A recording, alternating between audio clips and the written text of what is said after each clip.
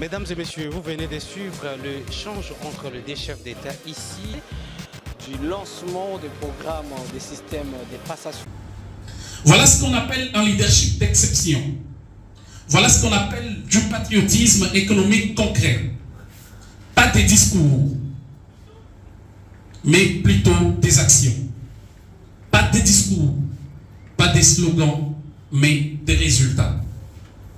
Chers invités, chers membres de la dynamique, nous devons apprendre en République démocratique du Congo à honorer nos valeureux serviteurs. Trop souvent, le silence entoure ceux qui réussissent. Trop souvent, nous glorifions le slogan et oublions ceux qui, chaque jour, bâtissent la nation dans la discrétion et l'efficacité.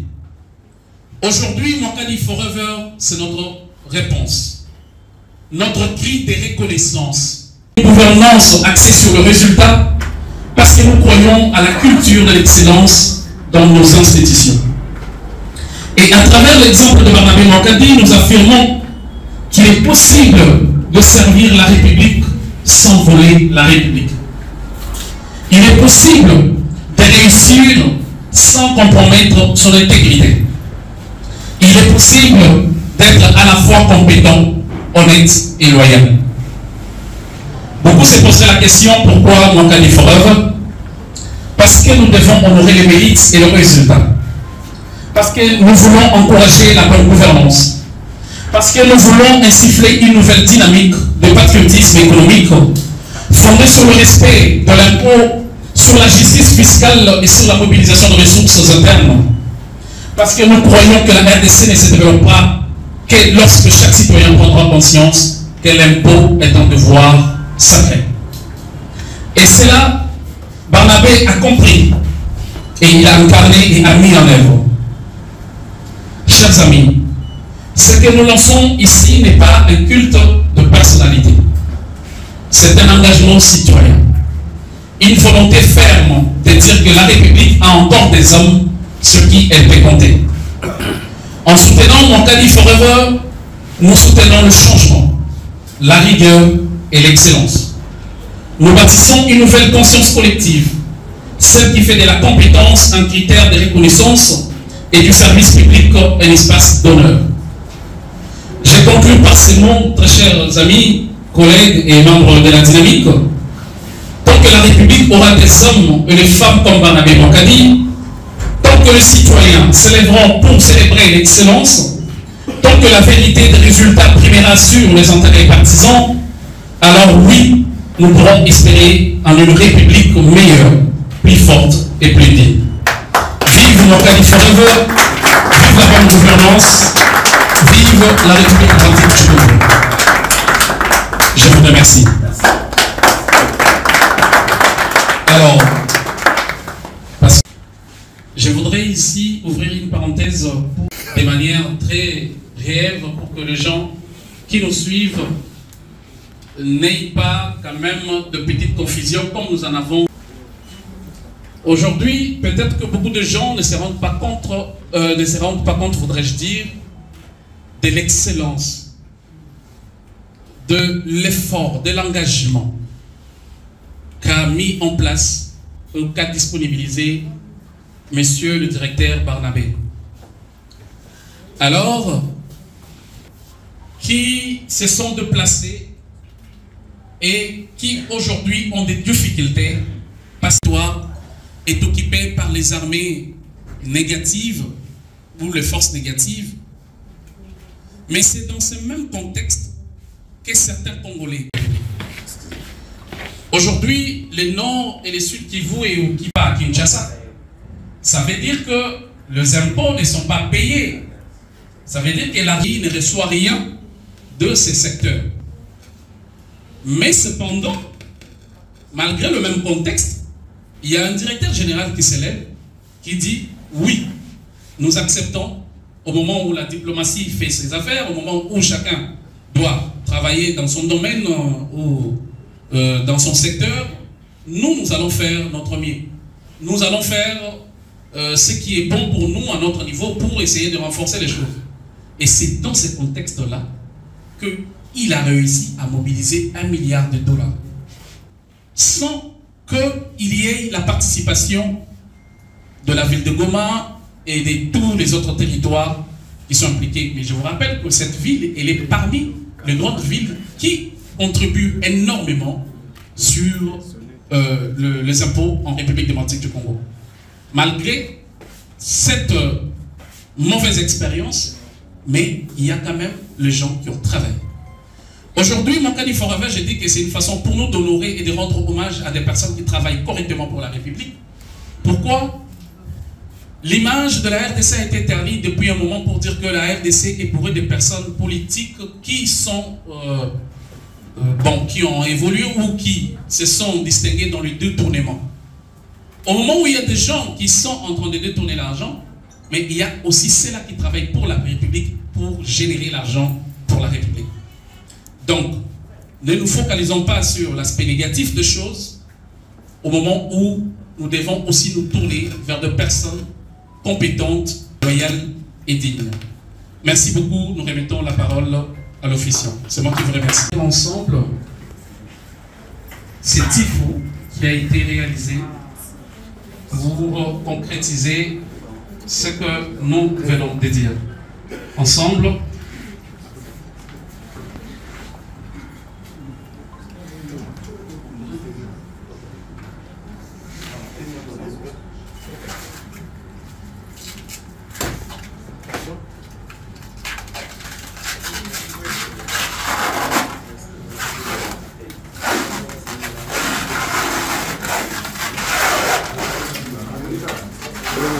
Sopamba.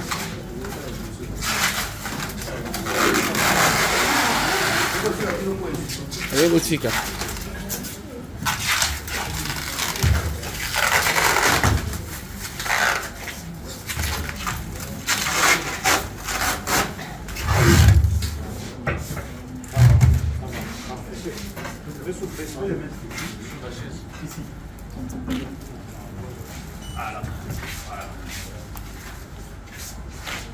Attends, encore toqué ta tête. Voilà ce que nous découvrons ensemble. Ça veut dire, vous savez que la DGI n'est pas seulement à Kinshasa, ça on est conscient, ça nous connaissons. La DGI c'est partout en République démocratique du Congo, représentée dans toutes les provinces. Ça veut dire que si la rigueur s'est basée à Kinshasa, on n'aurait pas eu les impôts avec sérieuxité qui viendraient du Katanga. Ça veut dire que si on s'est focalisé sur le Katanga et qu'on ne mise pas sur le Maniema ou le Sud-Ubangi, on n'aura rien peut-être qui proviendrait pour la Direction générale des impôts. Alors la rigueur de M. Barnabé ne se base pas seulement ou ne se focalise pas comme nous regardons dans d'autres institutions qui mettent tous leurs efforts dans une province parce que celle-là, elle est comme ça, elle est ceci, elle génère et elle participe au fisc avec un pourcentage très élevé. Mais la rigueur de Barnabé, c'est partout en République démocratique du Congo. Aujourd'hui, vous pouvez poser la question à des directions générales des impôts, à toutes les représentativités. Vous comprendrez qu'il y a un système, il y a un rythme de rigueur, de leadership qui a été installé et qui a été mis en place pour qu'il y ait du sérieux dans ce que nous faisons. Raison pour laquelle nous avons eu le courage aujourd'hui de lancer Moncadi Forever. Comme nous l'avions dit, Moncadi Forever, c'est un état d'esprit. Ça veut dire que aujourd'hui ou demain, si Moncadi ne sera plus directeur à la DGI, que toute personne qui viendra se mette dans cette lignée de la maximisation de recettes, qui se mette dans cette lignée des atteintes des assignations. Parce que atteindre l'assignation, c'est quelque chose. Mais dépasser cette assignation, c'est aussi une autre. Aujourd'hui, depuis son avènement, nous sommes maintenant habitués au dépassement des atteintes. Ça veut dire que si, pour un mois ou pour un trimestre, il avait été obligé d'avoir 86%, aujourd'hui, nous sommes capables, avec son leadership, d'atteindre 150 à 160% de maximisation de recettes. Et c'est noté. C'est pourquoi nous avons mis en place Moncadi Forever, qui sera pour nous un cadre de conscientisation pour toutes les personnes qui passeront. Parce que certaines personnes peuvent se dire non, voilà, et après, quand il y a Antikala Forever, ça veut dire toujours Antikala Libela. Non, c'est un état d'esprit qui reste, qui va être cloné dans l'administration, dans la façon de faire les choses pour générer l'argent pour la République. Merci beaucoup, c'est moi qui vous remercie. Le communicateur qui a demandé quel est l'objectif de Moncadi Forever. Je pense que si vous m'aviez suivi dans mon discours, j'avais déjà répondu à cette question, mais ici, l'objectif principal de Moncadi Forever est de promouvoir, honorer et pérenniser l'esprit des performances. Ça veut dire d'intégrité et d'excellence dans la gestion de finances publiques.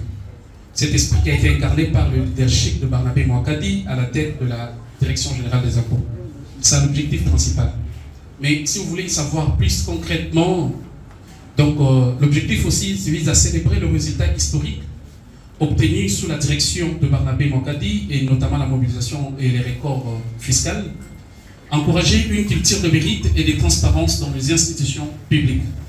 Comme ça, parce que nous l'avons fait avec la DGI, c'est lui de la DGRAG et se dire je vais m'inspirer de Moncadi Forever. Je vais m'inspirer de cet esprit de maximisation de récolte fiscale.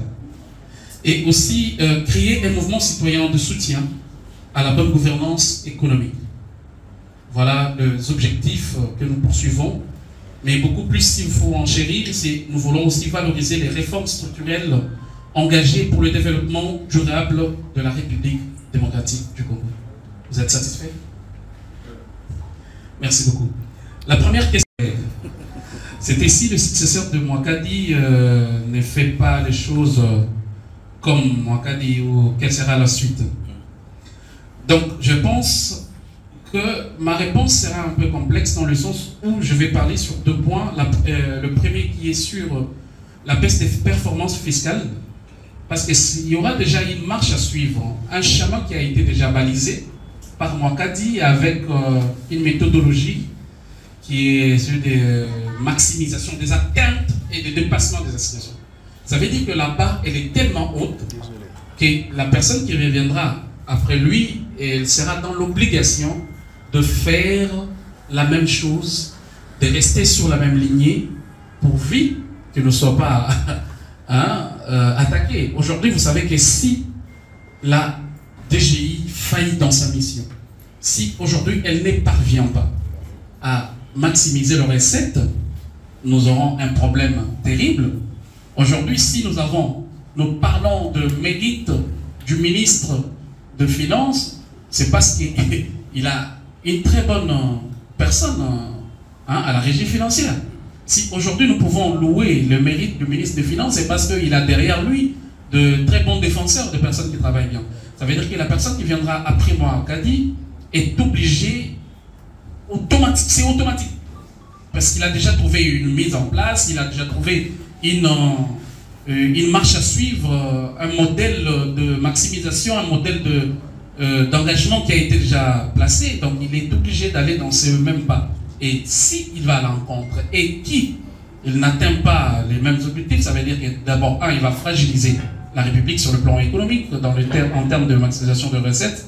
Deux, nous avons objectif, nous avons mission de l'interpeller, nous avons mission de le pousser.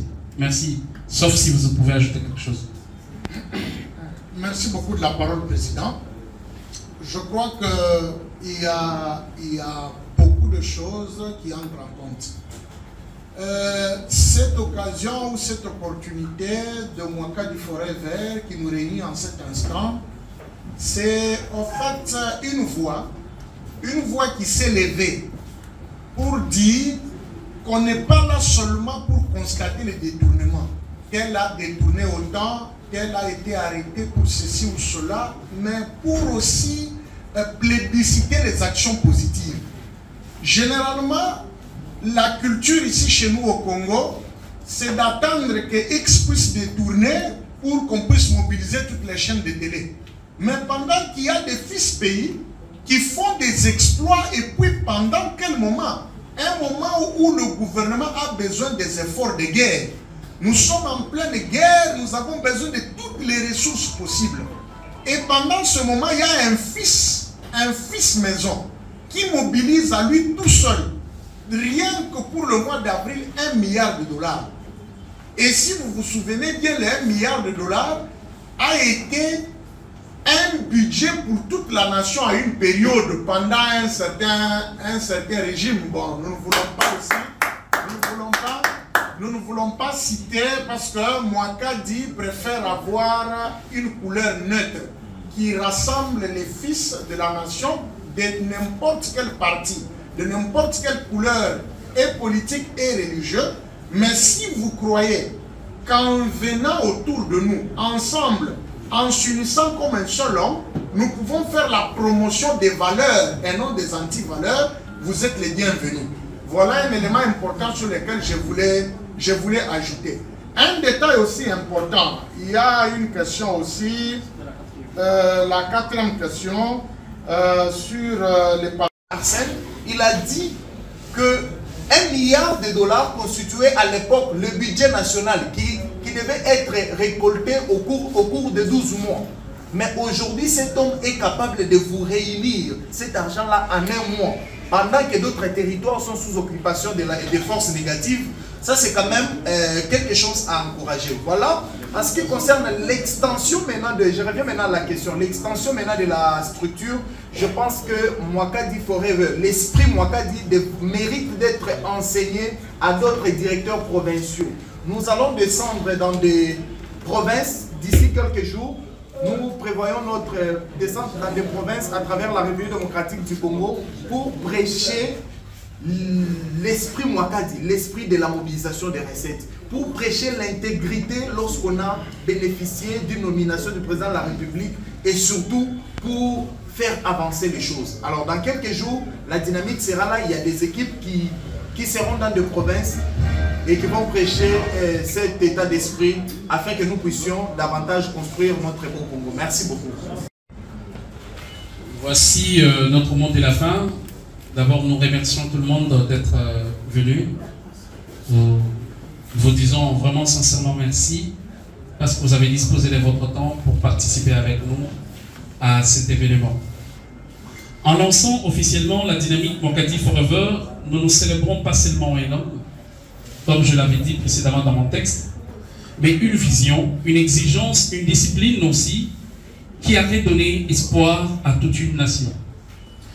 Mouakadi Forever, c'est l'engagement de continuer à croire que la performance, l'intégrité et le sens du devoir peuvent transformer notre administration et au-delà notre pays. Nous appelons chacun, citoyen, partenaire, jeune, à rejoindre cette dynamique, à défendre l'héritage de l'excellence et à veiller à ce qu'il ne soit jamais dilué par les dons ou par l'oubli. Mouakadi Forever, c'est l'esprit du dépassement de soi au service de la République. Merci à toutes et à tous pour votre présence et votre engagement. L'histoire continue et elle s'écrit avec nous. Merci beaucoup.